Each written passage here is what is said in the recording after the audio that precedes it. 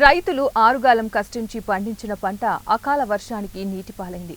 ఒకవైపు సరైన వర్షాలు లేక తాము వేసిన పంటలను కాపాడుకోవడానికి రైతులు అష్టకష్టాలు పడుతుంటే, బోర్లు బావుల కింద ఎంతో శ్రమించి తాము పండించిన పంటను విక్రయించడానికి మార్కెట్ యార్డుకు తరలిస్తే భారీ వర్షానికి పంట ఉత్పత్తులు నీటి తడిసి వరద నీటితో కొట్టుకుపోవడంతో రైతులు ఆవేదన వ్యక్తం చేస్తున్నారు.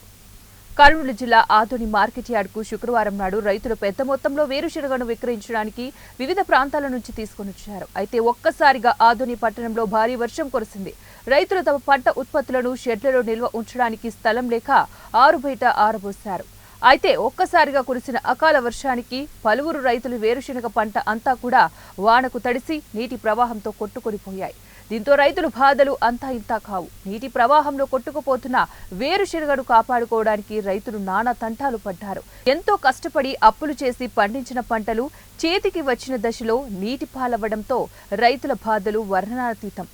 తమను ప్రభుత్వం ఆదుకోవాలని రైతులు వేడుకుంటున్నారు.